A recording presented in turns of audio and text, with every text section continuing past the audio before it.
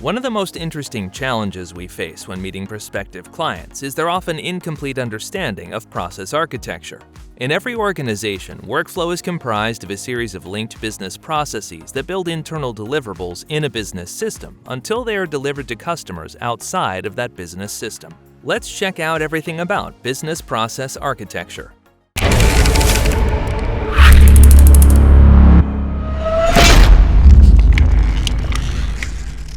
11. Level 1. Enterprise. Contains all business systems necessary to deliver the enterprise value proposition and support its mission. It is generally represented by a profit center in a larger organization, such as in a public company, or as a single, self-contained, smaller business profit center. 10. Level 2. Business systems. Is comprised of a collection of contiguous business processes connecting together to provide a value proposition that accomplishes the broader purpose of the business system. Business systems are frequently identified by their department names, such as procurement or finance. We have found that 12 standard business systems can be used to define any enterprise, regardless of size, shape, or industry. The breadth and depth of each business system may vary by situation, but the fundamental construct remains largely the same. The 12 enterprise business systems are briefly introduced in this list. The Enterprise Management System develops company strategy, establishes the company scorecard, executes M&A activities, and monitors organization performance through structured management review. The Financial Management System manages and monitors the flow of capital through the enterprise, including financial transactions, accounting, and financial metrics. The Facilities Management System acquires, develops, constructs, and maintains enterprise facilities to provide a suitable working environment. The Equipment Management System specifies, installs, calibrates, and maintains equipment utilized to deliver the firm's value proposition. The Employee Management System qualifies, hires, monitors, develops, and terminates employees to provide capable personnel that delivers their assigned organization responsibilities. The Information Management System controls information, security, and data related to the business requirements, including hard copy, electronic, and web-based. The Customer Development System manages the customer experience, from the first contact with the new prospect or lead through the first order for product or services, with ongoing account management and maintenance included. The Product Development System conceives, plans, develops, tests, and delivers new products and services, and also includes obsoleting previously active products and services. The Supplier Development System manages and monitors the suppliers of materials and services to the enterprise, covering the complete supplier lifecycle, from qualifying, setup, contact, development, and management through disqualification. The Operations Management System executes, delivers, and manages the enterprise creation of customer value, including products and services quality, responsiveness, and economic value. The Service Management System manages post-production services, including installation, maintenance, and service management, and customer follow-up, complaint handling, and resolution.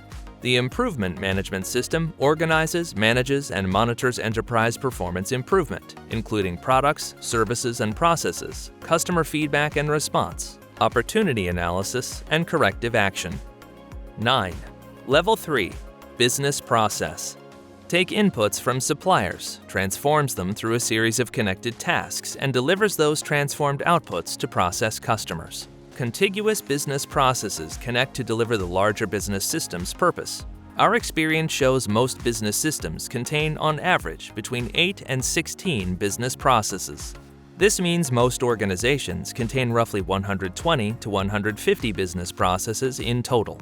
For example, a typical product development system might contain the following processes: concept, planning, design, verification, validation, change control, review, and end of life. Interestingly, we meet very few organization leaders who can name all of the business processes within their span of control. 8. Level 4. Tasks, events, and decisions.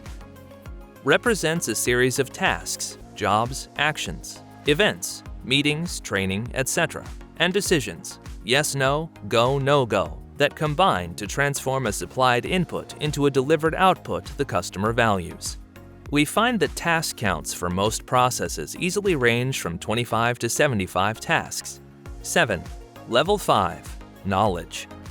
Is the intellectual property of the enterprise. Knowledge includes a wide variety of information and content, such as records, data, policies, standards, training, metrics, regulatory, bills of material, specifications, trademarks, and patents.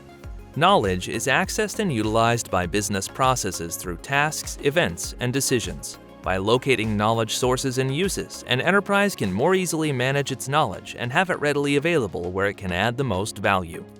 6. Key traits of robust process architecture.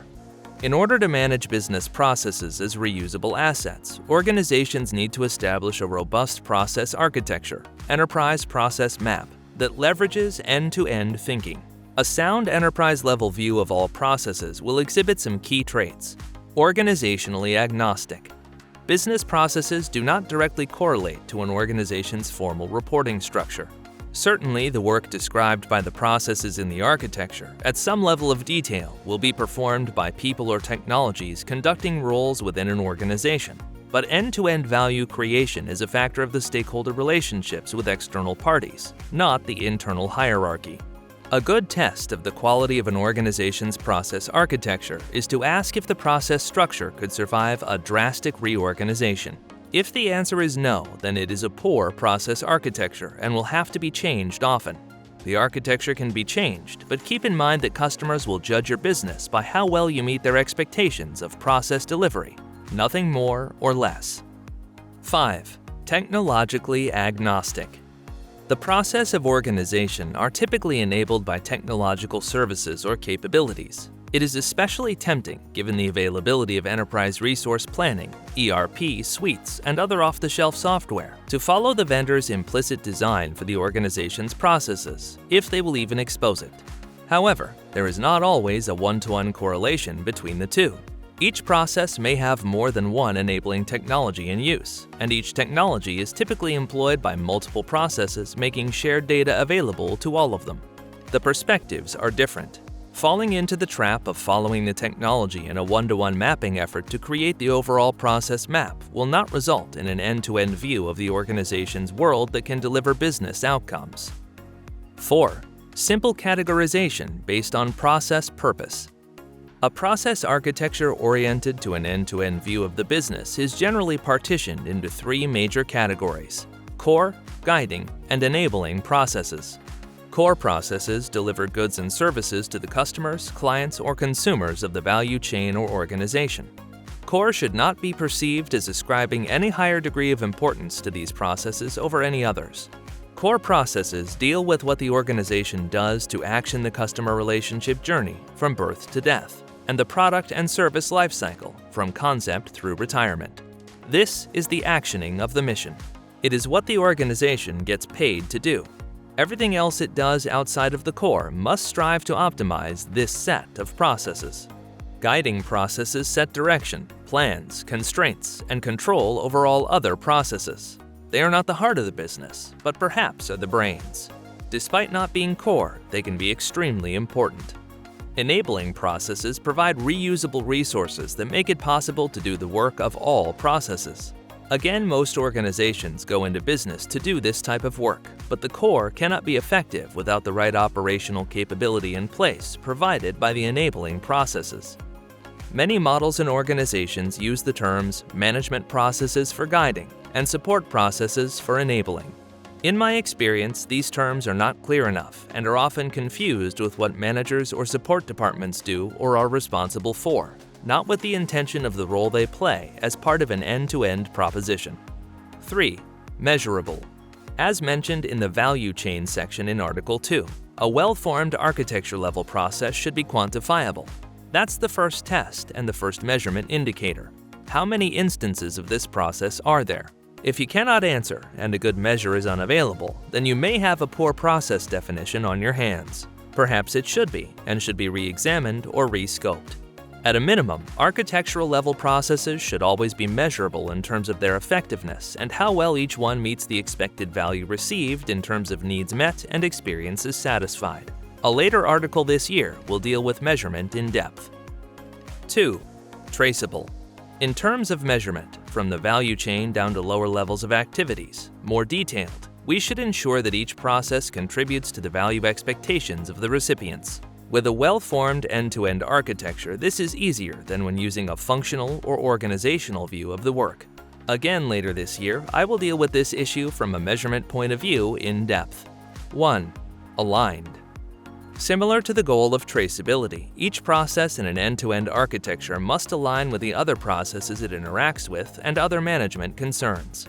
Outputs of upstream processes act as inputs, guides, or enablers to those downstream. There can be no disconnects and no gaps between the processes.